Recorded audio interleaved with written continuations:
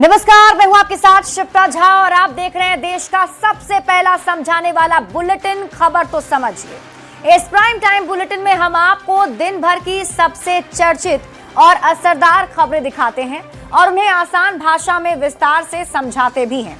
तो आइए सबसे पहले नजर डाल लेते हैं आज की 4 बड़ी खबरों पर शॉर्ट में और उसके बाद एक एक करके आपको पूरी कहानी समझाएंगे।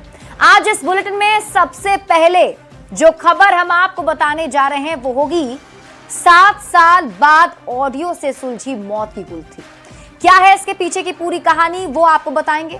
दूसरी खबर होगी मुस्कान का हत्यारा सलाखों से बाहर क्यों, ये सवाल भी हम पूछेंगे और साथ ही इसकी कहानी आपको समझाएंगे। तीसरी खबर होगी तेजस्वी की सुरक्षा में कटौती पर आखिर सियासत क्यों हो रही है, क्या है पूरा मामला ये आपको बताएंगे। और चौथी खबर होगी साइबर फ्रॉड से बचने के लिए क्या करें, ये भी आपको बताएंगे क्योंकि बचाव के तरीके ही आपको ऐसे साइबर ठगी से बचा सकता है।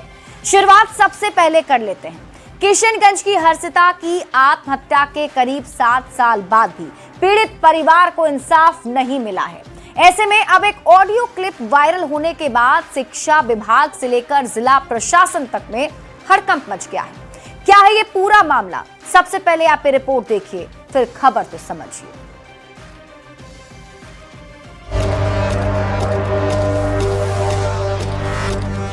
साल था 2019। किशनगंज के बाल मंदिर सीनियर सेकेंडरी स्कूल की 11वीं की छात्रा हर्षिता ने खुदकुशी कर ली थी। इस सुसाइड के बाद हड़कंप मच गया था। दावा किया गया था कि जानबूझकर स्कूल प्रबंधन की ओर से रिजल्ट में गड़बड़ी कर हर्षिता को फेल कर दिया गया था, जिसे वो बर्दाश्त नहीं कर सकी और फेल होने पर उसने खुदकुशी कर ली थी। पीड़ित परिवार वालों को करीब 7 साल बाद भी न्याय नहीं मिल पाया है, पर इस बीच एक ऑडियो क्लिप सोशल मीडिया पर तेजी से वायरल हो रहा है, जिससे हर्षिता के मौत की गुत्थी तक आसानी से पहुंचा जा सकता है। आप भी सुनिए ये वायरल ऑडियो। जिस दिन सुसाइड हुआ था उस दिन हमको बंटी सर आके बोले कि हम थे, प्रिंसिपल साहब भी थे, तो बंटी सर आके बोले कि सर उसको तो 21 मार्क्स हम दिए थे, फिर उसने जो है पेंसिल से कोई चेक किया था तो फिर उसमें उसको कम मार्क्स आया था, तो उसमें शायद उसको 8 या 9 मार्क्स दिया गया था। और फिर हमसे जो है ग्रीन पेन से फिर चेक करवाया गया, उसमें 3 बार चेक है कॉपी, फिर ग्रीन पेन से चेक करवाया मरवा देगा। तो फिर हम ग्रीन पेन से चेक किए हैं, उसमें 26-27 नंबर है। एक ही कॉपी को 3 बार चेक है, 3 बार। परिजनों ने केस को सुलझाने के लिए हाई लेवल कमेटी गठित करने की मांग की है, तो वहीं किशनगंज के डीएम ने न्याय का भरोसा दिया है। तो उसमें जो उनका कंप्लेंट था वो यह था कि जो ट्रस्ट के मेंबर बने हैं उसमें सीबीएसई के गाइडलाइंस का पालन पूर्णतः नहीं हुआ है, तो उस पर हम लोग जांच कर रहे हैं और अकॉर्डिंगली अगर ऐसा लग रहा है कि अनुपालन नहीं हुआ तो उस पर हम लोग आवश्यक नियमानुसार कार्रवाई। वैसे दावा तो ये भी किया जा रहा है कि हर्षिता के परिजनों को सुसाइड को लेकर कोई ठोस कागजी साक्ष्य भी मिले हैं, जिसे लेकर वे कोर्ट भी जा सकते हैं।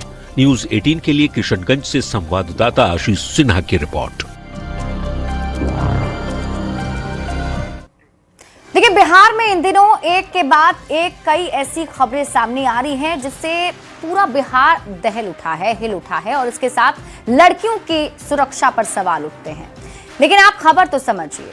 जहानाबाद की रहने वाली नीट छात्रा संवेदना की मौत से पहले ही पूरा बिहार हिला हुआ है। पहले मामले की लीपापोती की कोशिश हुई, फिर पोस्टमार्टम की रिपोर्ट ने पुलिस की जो थ्योरी बनी बनाई थी उसे बेनकाब कर दिया, फिर उसके बाद आनन फानन में एसआईटी का गठन किया गया, लेकिन अभी भी मौत की गुत्थी सुलझी नहीं है। और ये मौत की गुत्थी सुलझने का मामला चल ही रहा था कि इसी बीच औरंगाबाद से अनामिका का मामला सामने आ गया। औरंगाबाद की अनामिका का मामला सामने आने से अनामिका भी पटना में रहकर नीट की तैयारी कर रही थी। हॉस्टल में उसकी भी संदिग्ध स्थिति में मौत हो गई। पुलिस आत्महत्या बता रही है जबकि उनके घर वाले इसे हत्या बता रहे हैं। फिर क्या था, एक के बाद एक कई मामले सामने आने लगे। लड़कियों पर अत्याचार के मामले उजागर होने लगे और इसमें 7 साल पहले का हर्षिता सुसाइड का मामला भी सामने आ गया है। 2019 में किशनगंज की 11वीं की छात्रा हर्षिता ने खुदकुशी की थी। दावा किया गया था कि जानबूझकर स्कूल प्रबंधन की ओर से रिजल्ट में गड़बड़ी कर हर्षिता को फेल कर दिया गया था और इसी फेल की रिजल्ट को हर्षिता बर्दाश्त नहीं कर सकी और फेल होने के बाद उसने खुदकुशी कर ली थी। 7 साल बाद अब वायरल ऑडियो सामने आया है और इसी वायरल ऑडियो से हड़कंप मचा हुआ है। हर्षिता सुसाइड मामले में नई सनसनी वायरल ऑडियो में दिख रही है, जिसमें 2 शिक्षक के बीच बातचीत हो रही है। हर्षिता के रिजल्ट को लेकर बातचीत का दावा है। सवाल है कि आरोपी को स्कूल का दोबारा ट्रस्टी क्यों बनाया गया और बड़ा सवाल है कि क्या जो मामले दबा दिए गए थे वो अब एक एक करके सामने आ रहे हैं। बढ़ते हैं आगे और बात अगली खबर की। पटना में एक तरफा प्यार में सनकी आशिक ने ऐसा इंतकाम लिया है कि सबकी रूह कांप गई। जब प्रेमिका मुस्कान ने बातचीत करने से मना कर दिया तो सनकी आशिक ने उसे पेट्रोल छिड़ककर जिंदा जला दिया। इस घटना ने कई सवाल खड़े कर दिए हैं। ये रिपोर्ट देखिए फिर खबर तो समझिए। इस लड़की की तस्वीर हम नहीं दिखा सकते। इस तस्वीर को दिखाने पर आपका कलेजा फट जाएगा। अब ये लड़की इस दुनिया में नहीं है। 6 दिन तक जिंदगी और मौत से जूझने के बाद मुस्कान ने आखिरकार दम तोड़ दिया। लेकिन 17 साल की मुस्कान की मौत ने सबको झकझोर कर रख दिया है। आखिर एक तरफा प्यार में कोई किसी की जान कैसे ले सकता है, किसी को जिंदा आग के हवाले कैसे कर सकता है। इस लड़की के साथ यही हुआ। एक सनकी आशिक ने लड़की को 6 दिन पहले पेट्रोल डालकर जला दिया। लड़की का कसूर इतना था कि उसने उस सनकी शख्स से बात करने से मना कर दिया था। बातचीत नहीं करने की कीमत उसे अपनी जान देकर चुकानी पड़ी। जो उनकी बेटी है उनको एक लड़के आदित्य कुमार द्वारा शरीर में आग लगाने की घटना हुई थी, जिसके संबंध में 17 को उनको एनएमसीएच में भर्ती कराया गया था। इसी क्रम में कल उनकी मृत्यु एनएमसीएच हॉस्पिटल में हो गई है और हम लोग पोस्टमार्टम करा के आगे कार्रवाई कर रहे हैं। जल्द से जल्द उसमें अभियुक्त की गिरफ्तारी हो जाए। पटना के बैरिया मोहल्ले में लड़की को जिंदा जलाने की खौफनाक वारदात को अंजाम दिया गया, लेकिन बड़ा सवाल है कि पुलिस अब तक आरोपी की गिरफ्तारी क्यों नहीं कर पाई। एक तरफा प्यार में अंधे सनकी की गिरफ्तारी की कब होगी? आखिर एक तरफा प्यार में अंधे बने ऐसे सनकियों का इलाज क्या है? न्यूज़ 18 के लिए पटना से मनोज सिन्हा की रिपोर्ट। तो अब देखिए, एक तरफा प्यार में एक सनकी आशिक ने जान ले ली, जिंदा जला दिया। ये खबर अब आप समझिए कि इसके पीछे की पूरी कहानी आखिर क्या थी। तो बताया जाता है कि आदित्य नाम का लड़का मुस्कान नाम की लड़की से एक तरफा प्यार करता था। बताया जा रहा है कि मैट्रिक की छात्रा मुस्कान ने उस लड़के से यानी कि आदित्य से बातचीत करना बंद कर दिया था। 17 जनवरी की तारीख को मुस्कान अपनी नानी के घर जा रही थी और इसी दौरान सनकी आदित्य को मौका मिल गया मुस्कान का रास्ता रोकने का। सनकी आदित्य ने रास्ता रोक लिया और आदित्य ने रास्ता रोककर बातचीत करने की जिद की। मुस्कान ने फिर से आदित्य से बातचीत करने के लिए मना कर दिया। तो इसी वक्त आदित्य गुस्से में आया और पेट्रोल डालकर मुस्कान को जिंदा जला दिया।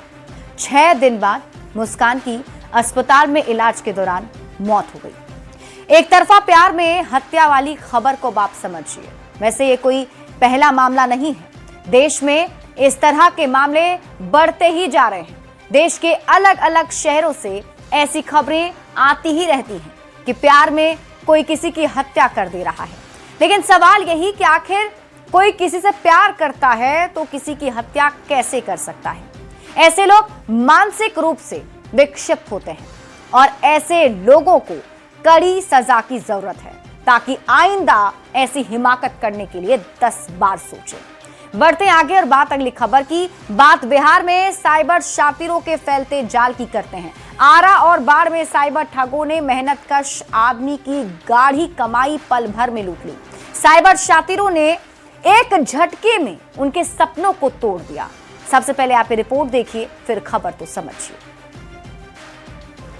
चाय दुकानदार को शातिर साइबर ठगों ने ऐसा झांसा दिया कि वो अपनी जिंदगी की गाढ़ी कमाई लुटा बैठे। दुकानदार अपनी छोटी बेटी की शादी के लिए 1-1 रुपए जोड़ रहा था, लेकिन साइबर ठगों ने एक झटके में उसके सपनों को तोड़ दिया। महज 13 रुपए के बिजली बिल रिचार्ज के नाम पर दुकानदार के मोबाइल पर आए व्हाट्सएप कॉल ने उनके अरमानों पर पानी फेर दिया। जब मोबाइल पर डिडक्शन अमाउंट का मैसेज आया तो उनके होश उड़ गए। लड़की से पूछल लो कि एटीएम के पिछला कोड और नंबर, लड़की बता दे, फिर व्हाट्सएप कॉल कर लोग आई पर 99,900 खाता से फ्रॉड कर दे लो। अब ये दूसरी तस्वीर बाढ़ के एक सीमेंट व्यापारी की है। सीमेंट व्यापारी अजय शंकर के होश उड़े हुए हैं। उनके चेहरे को देखकर अंदाजा लगाया जा सकता है वो बड़ी ठगी के शिकार हुए हैं। साइबर ठगों ने सीमेंट व्यापारी के अकाउंट से 8,56,000 रुपए उड़ा लिए। इसकी जानकारी उनको तब हुई जब व्यापारी ने अपने मोबाइल पर मैसेज देखा। ठगी के शिकार अजय शंकर ने बताया कि मोबाइल पर एक आरटीओ चालान का मैसेज आया, जिसके बाद उनके खाते से सभी राशि निकाल लिए गए। बैंक गए, उसके बाद वहाँ पैसा ब्रेक होकर दूसरे अकाउंट में ट्रांसफर हो गया था। फिर हमने उसको क्लोज करवाया। ऐसे में न्यूज़ 18 आपसे अपील करता है कि आप सतर्क रहें, सावधान रहें, नहीं तो आपकी भी कमाई को ये पल भर में लूट सकते हैं। न्यूज़ 18 के लिए आरा से चंदन कुमार और बाढ़ से अनिरुद्ध कुमार की रिपोर्ट। तो ये दो मामले बताते हैं कि बिहार में साइबर फ्रॉड करने के लिए किस तरीके से पूरा जाल बिछाया जा रहा है और आपसे ठगी हो रही है। लेकिन आइए हम आपको समझाते हैं कि साइबर फ्रॉड आखिर होता क्या है। तो साइबर फ्रॉड आपराधिक धोखा है जो आपको इंटरनेट के जरिए किया जाता है, कंप्यूटर या डिजिटल डिवाइस के जरिए किया जाता है। साइबर फ्रॉड आपकी छोटी सी गलती से संवेदनशील जानकारी आपके चुरा लेते हैं और बैंक खातों से पैसे तक निकाल लेते हैं। कैसे कैसे होता है साइबर फ्रॉड, अब आप ये समझिए। तो आपको बता दें कि फिशिंग के जरिए होता है, ओटीपी फ्रॉड और नकली वेबसाइट के जरिए साइबर फ्रॉड किया जाता है, ठगी की जाती है। अब आप समझिए कि साइबर फ्रॉड से बचाव के लिए क्या करना चाहिए। तो अगर आपको इससे बचना है तो अपना मजबूत पासवर्ड बनाइए। पासवर्ड आपको बदलते रहना है। केवल सुरक्षित वेबसाइट पर ही आपको जाना है। अज्ञात ईमेल और संदिग्ध लिंक से बचें। कई बार ऐसा होता है कि ईमेल आपको कुछ ऐसे लिंक आ जाते हैं, मैसेज में आते हैं, तो अगर वो ऐसे सस्पेक्टेड आपको दिख रहे हैं तो उसको क्लिक मत कीजिए। सोशल मीडिया पर निजी जानकारी आपको साझा नहीं करनी है। सार्वजनिक वाईफाई पर संवेदनशील डेटा मत डालिए। साइबर सुरक्षा की जानकारी रखिए और दूसरों को भी जागरूक कीजिए। लेकिन मान लीजिए कि इतना सब कुछ करने के बाद भी अगर आप साइबर फ्रॉड के शिकार हो गए तो क्या करना चाहिए, अब आप ये समझिए। तो जैसे ही आपको पता चला कि आप साइबर फ्रॉड के शिकार हो चुके हैं, तुरंत साइबर सेल या पुलिस में रिपोर्ट कर दीजिए। बैंक, क्रेडिट कार्ड कंपनी को सूचित करें। सभी पासवर्ड आप बदल लें और 2FA सक्षम करें। साइबर सुरक्षा विशेषज्ञ की मदद लें और भारत सरकार के साइबर क्राइम पोर्टल का उपयोग भी आप कर सकते हैं। शिकायत दर्ज करा सकते हैं जिससे कि पुलिस आपकी मदद कर पाएगी। बढ़ते हैं आगे और अब बात सियासत की। बिहार विधानसभा में नेता प्रतिपक्ष तेजस्वी यादव की सुरक्षा में कटौती करते हुए Z श्रेणी की जगह Y+ कर दी गई। कई नेताओं की सुरक्षा पूरी तरह हटा ली गई, जबकि कई नेताओं की सुरक्षा बढ़ा दी गई है। अब तेजस्वी यादव की सुरक्षा में कटौती पर बिहार का सियासी माहौल गर्म है। ये रिपोर्ट देखिए, फिर खबर तो समझिए।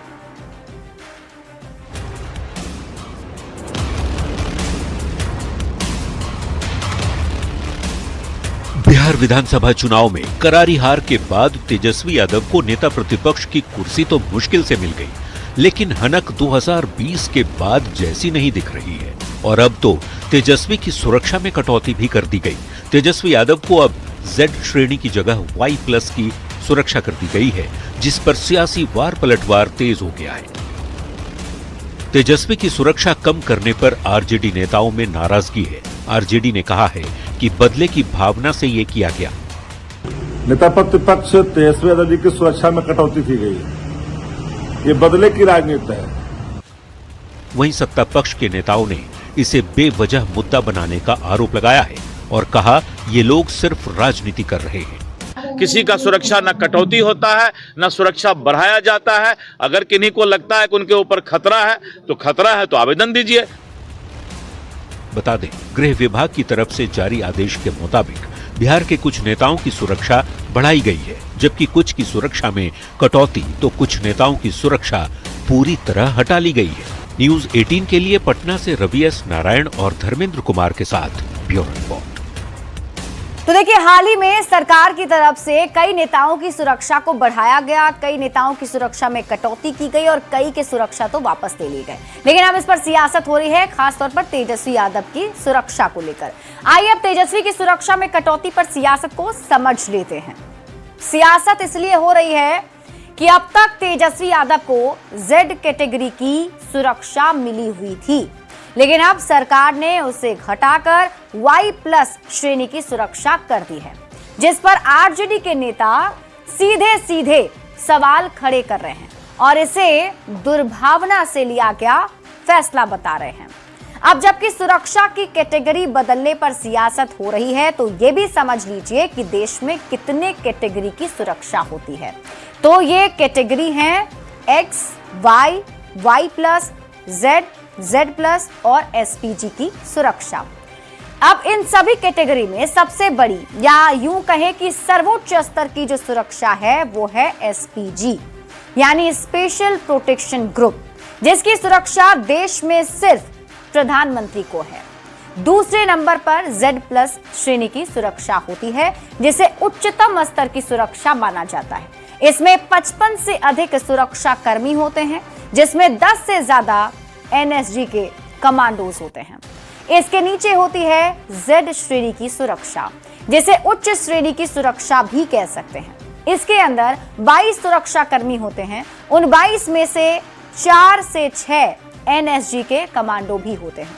इसके बाद आती है Y+ श्रेणी की सुरक्षा, जो अब तेजस्वी यादव के पास है। पहले उन्हें Z+ की सुरक्षा मिली हुई थी, लेकिन अब उसे घटाकर Y+ की सुरक्षा कर दी गई है।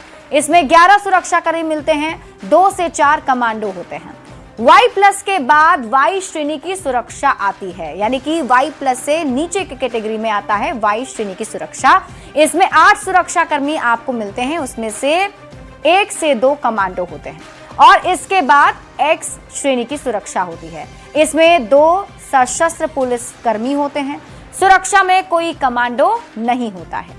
अब सवाल है कि किसी की सुरक्षा क्यों घटाई या बढ़ाई जाती है, तो इसका जवाब है खतरे कम या ज्यादा होने पर सुरक्षा श्रेणी की समीक्षा की जाती है। मतलब अगर किसी व्यक्ति को ज्यादा खतरा है तो उनकी सुरक्षा बढ़ा दी जाएगी, अगर खतरा कम है तो सुरक्षा घटा दी जाएगी। अब फिर से सवाल है कि सुरक्षा घटाने बढ़ाने का फैसला कौन करता है, तो इसका जवाब है गृह विभाग, यानी गृह विभाग ये पूरा फैसला लेता है। अब आप खबर तो समझिए, खतरे का आकलन कौन करता है, तो खतरे का आकलन करते हैं गृह सचिव, डायरेक्टर जनरल और चीफ सेक्रेटरी की कमिटी खतरे का आकलन करके श्रेणी तय करती है और उसी श्रेणी के हिसाब से फिर सुरक्षा जो है उस नेता को प्रोवाइड की जाती है। बढ़ते हैं आगे और बात अगली खबर की। बिहार कांग्रेस में टूट की कयासबाजी के बीच दिल्ली में कांग्रेस की बैठक हुई। कांग्रेस अध्यक्ष मल्लिकार्जुन खड़गे और राहुल गांधी की मौजूदगी में हुई बैठक में बिहार कांग्रेस के सभी 6 विधायक भी पहुंचे। आप ये रिपोर्ट देखिए। बिहार कांग्रेस में होने वाली है बड़ी टूट।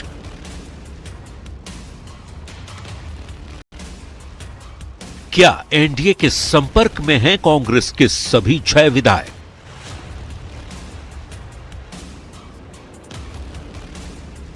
बिहार की सियासत में हलचल मचा रहे इन सवालों और बिहार कांग्रेस में टूट की अटकलबाजियों के बीच ये तस्वीर दिल्ली से आई है।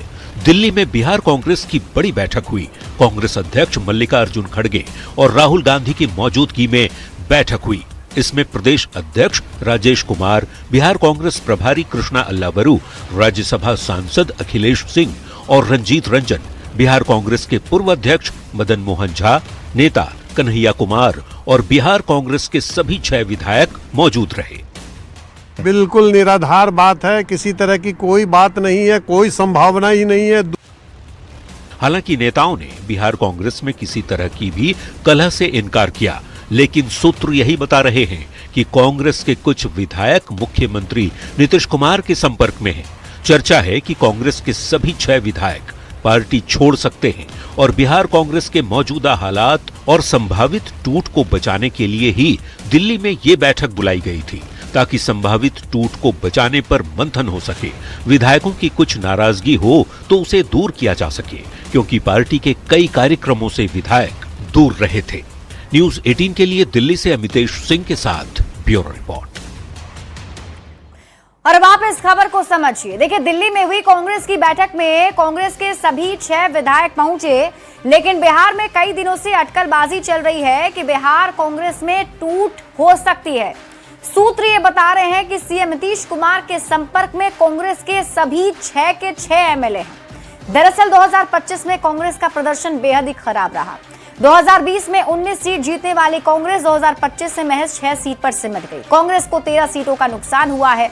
अब जो सभी 6 विधायक हैं, उनका नाम क्या है और कहां से जीत कर आए हैं, वो भी आप जान लीजिए। सुरेंद्र प्रसाद कुशवाहा वाल्मीकि नगर से जीते हैं। अभिषेक रंजन चनपटिया से जीत कर आए हैं। मनोज विश्वास फारबिसगंज के विधायक हैं। इसके अलावा आबिदुर रहमान अररिया से जीत कर आए हैं। मनोहर प्रसाद सिंह मनिहारी के विधायक हैं। कमरूल होदा किशनगंज के विधायक हैं। अब आइए समझते हैं कि कांग्रेस विधायकों के टूट की अटकलें आखिर क्यों तेज हो रही है। तो बता दें कि कांग्रेस की एक महत्वपूर्ण बैठक में कोई विधायक नहीं पहुंचा था। वहीं जब मकर संक्रांति पर कांग्रेस पार्टी के दफ्तर में काफी ज्यादा नेताओं को दही चूड़ा का भोज दिया गया, तो वहां पर ये सभी 6 के 6 विधायक गायब दिखे। अब जबकि टूट की अटकलें चल रही है, तो ये भी समझना जरूरी है कि दल बदल कानून क्या कहता है। तो आपको बता दें, 2/3 सदस्य स्वेच्छा से पार्टी छोड़ते हैं तो अयोग्य नहीं होंगे। समझने वाली बात यहाँ ये है कि कांग्रेस के सभी 6 विधायक के जेडीयू के संपर्क में होने की चर्चा है, तो ऐसे में 6 में से 4 भी पाला बदलते हैं तो सदस्यता किसी की नहीं जाएगी। इसके पहले भी कांग्रेस में टूट होती रही है।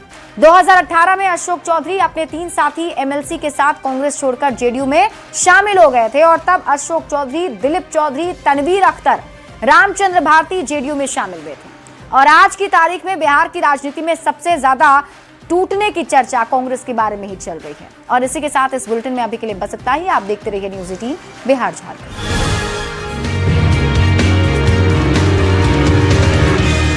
इतना गंभीर